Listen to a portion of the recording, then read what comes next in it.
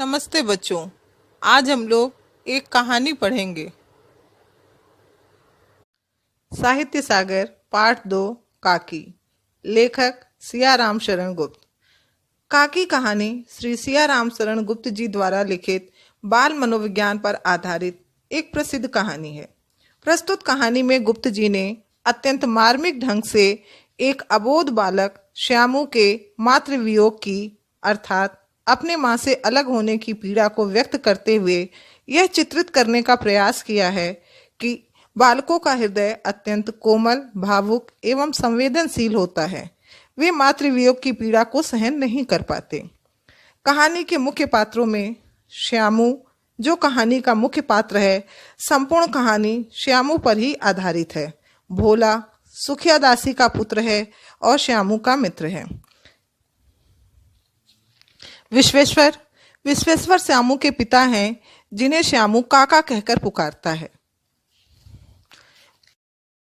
एक दिन प्रातःकाल उठने पर श्यामू ने देखा कि घर के सभी सदस्य रो रहे हैं और उसकी माँ, जिसे वह काकी कहता था, नीचे से ऊपर तक एक कपड़ा ओढ़े हुए कंबल पर भूमि शयन कर रही है। भूमि शयन का अर्थ है भूमि या पृथ्वी पर सोना। उसकी माँ भूमि पर लेटी है और उसके चारों ओर घेर कर घर के सभी सदस्य बहुत करुण ढंग से विलाप कर रहे हैं, रो रहे हैं। घर के सभी सदस्य जब उमा अर्थात काकी को अंतिम क्रिया के लिए शमशान ले जाने लगे, तब घर के लोगों को श्यामू को समझाना बहुत कठिन हो गया। श्यामू किसी तरह कुछ भी सुनने को तैयार नहीं था। वह किसी के नियंत्रण में नहीं आ रहा था, अर्थात किसी के रोकने पर भी वह नहीं रुक रहा था। वह लोगों के हाथों से छूटकर उमा के मृतक शरीर पर जा गिरा और रोते रोते बोला, काकी सो रही है, उन्हें उसे तरह उठाकर कहाँ लिए जा रहे हो? मैं न जाने दूंगा। घर के सभी सदस्य बहुत कठिनाई से उसे काकी के पास से हटा पाए। श्यामू अत्यधिक छोटा बालक था, इस कारण वे काकी के दाह संस्कार में श्यामू को नहीं ले गए, क्योंकि उसके बाल मन पर इस बात का गलत प्रभाव पड़ता। एक दासी बहुत कठिनाई से उसे राम राम करके अर्थात अत्यधिक कठिनाई से घर पर ही संभाल कर रखे रही। घर के सभी बड़े लोग जो बुद्धिमान थे, उन लोगों ने काकी को यह बताया कि उसकी काकी मामा के घर गई है, क्योंकि वे समझते थे कि श्यामू अत्यधिक छोटा व मासूम है, माँ से वियोग की पीड़ा को सहन नहीं कर सकेगा। परंतु असत्य के आवरण में सत्य बहुत दिनों तक छिपा न रह सका। असत्य अर्थात झूठ और आवरण अर्थात पर्दा। आशय यह है कि असत्य कि काकी मामा के घर गई है बहुत दिनों तक छिपा न रह सका। आसपास के छोटे व अबोध बालकों के द्वारा यह सत्य कि श्यामू की माँ अर्थात काकी ऊपर राम के घर गई है, मामा के घर नहीं, यह सत्य ज्ञात होने पर कि काकी ऊपर राम के यहाँ गई है, श्यामू अत्यधिक दुखी हो गया। उसका हृदय अपनी माँ के लिए दुख व वेदना से भर गया। सत्य ही है, एक छोटे बालक के लिए उसका अपने माँ से दूर होने की कल्पना करना ही असहनीय है। श्यामू पहले तो निरंतर लगातार कई दिनों तक रोता रहा। फिर लगातार रोते रहने के बाद उसके आंखों के आंसू तो सूख गए, पर माँ के वियोग का दुख उसके हृदय में जाकर बस गया। उसके हृदय का दुख कम न हो सका। अब वह सदा दुखी ही रहता।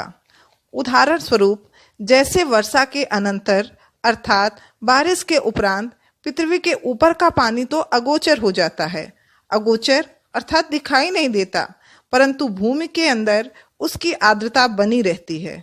इसका अर्थ यह है कि बारिश के बाद पृथ्वी के ऊपर जल धरती में समाहित हो जाता है, परंतु भूमि के अंदर उसकी नमी बनी ही रहती है।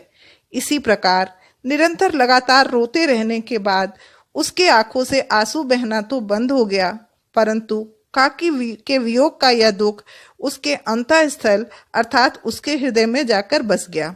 वह सदा दुखी रहता था। वह किसी के साथ न बात करता न खेलता, प्रायः चुपचाप अकेला बैठकर आकाश में शून्य भाव से देखा करता था।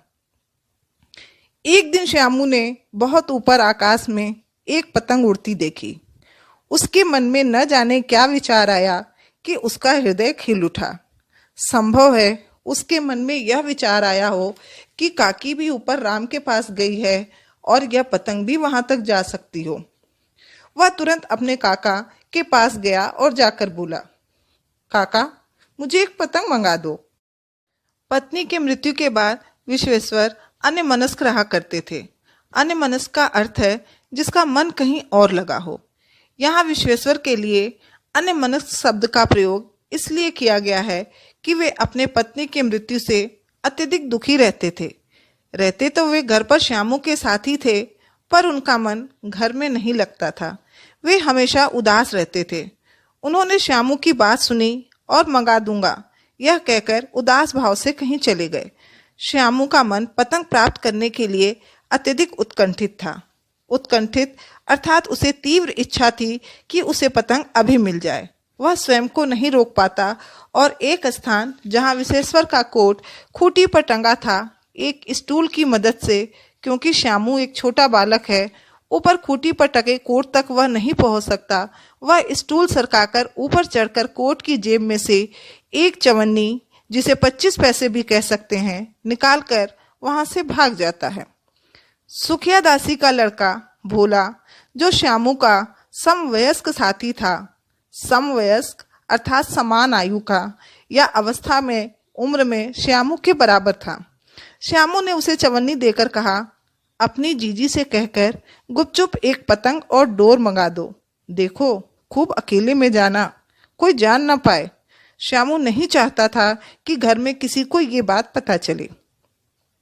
पतंग आने पर श्यामू और भोला एक अंधेरे कमरे में बैठकर पतंग में डोर बांधने लगे। श्यामू ने बहुत ही भोलेपन से धीरे से कहा, भोला, किसी से न कहो तो एक बात कहूँ।